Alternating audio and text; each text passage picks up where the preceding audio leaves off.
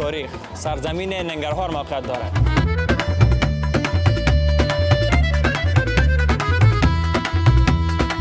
ولایتی که همیشه بوی بهار میده.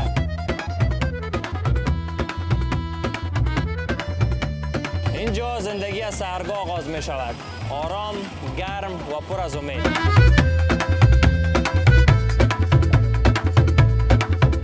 سلام، زه بلالیم او نن زه د ننګرهار میلمه یم.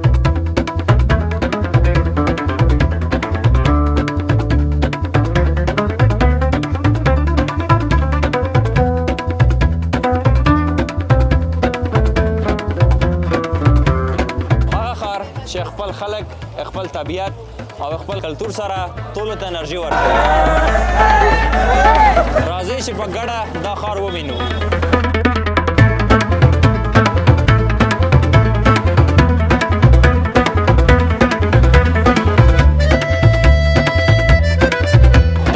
این شهر داستان خوابیده، داستانی از پادشاهان، جنگ‌ها، شاعرها و مهمتر از همه مردم ساده‌دل و مهربانش.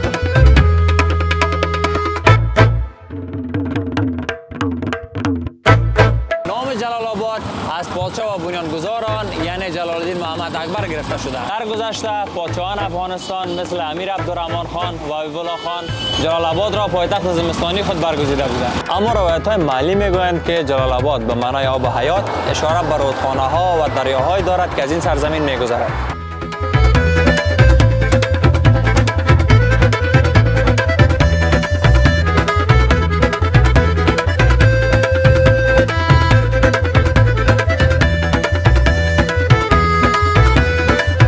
در این خاک قدم به قدم تاریخ دیده می شود.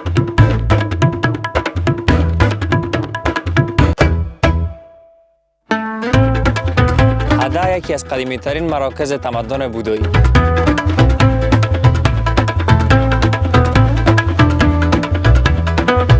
جایی که هزاران سال پیش راهبان و مسافران از این را گذر می‌کردند. ننگرهار کتابخانه است با ورق‌های سنگین. باغ‌های نارنج فقط باغ نیستند، قلب تپنده ننگرهار هستند.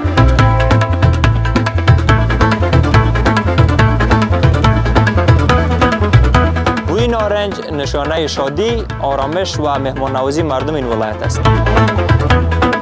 اسفندیار نگهبان سفیدپوش شرق افغانستان. کوهایی که در جهان به نام سفیدکوه شناخته می‌شوند، این کوه‌ها همیشه الهام بخش مردم افغانستان بودند.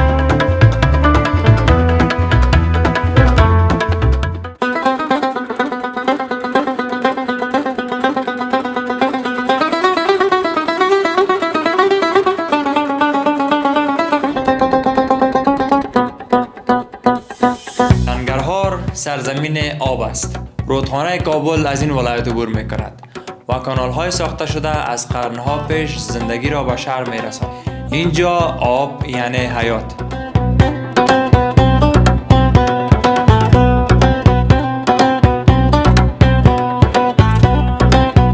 همچنان یک حقیقت جالب دیگر درباره مردم جلال آباد این است که علاقه‌مند سرسخت بازی کرکت هستند.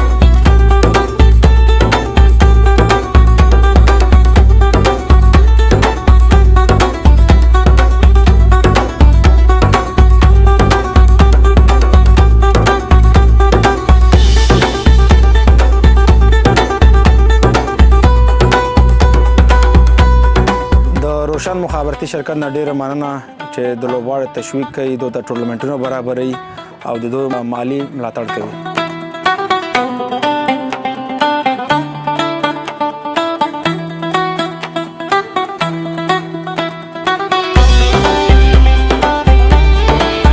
زیبایی ننگرهار در مردمش است. در دست‌های ترکیده یک باغدار، در خنده یک کودک، در نگاه یک پیرمرد که هزار قصه در دل دارد. هر چهره اینجا یک داستان است.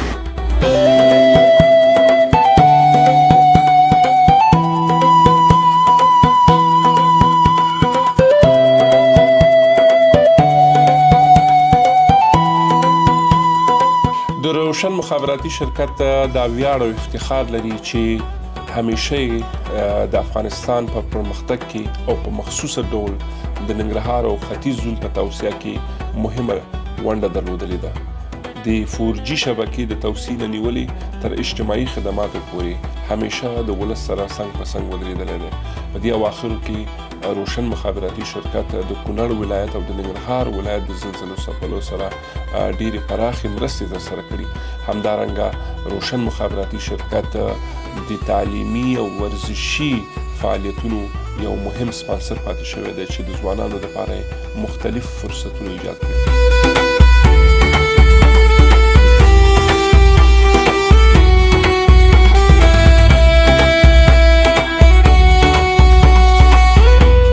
با غروب آفتاب ننگرهار آرامتر می شود اما زیباییش عمیق‌تر.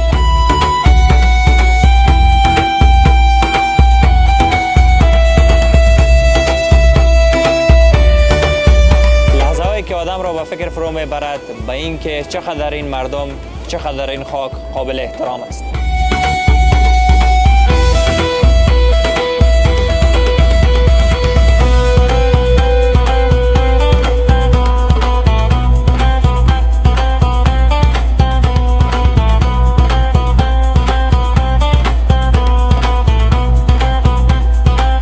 ننگرهار ترکیبی از صدا، رنگ، طعم و احساس است.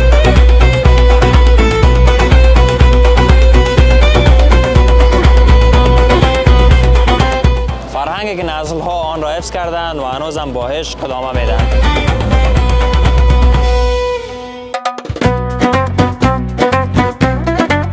حالا نوبت شماست.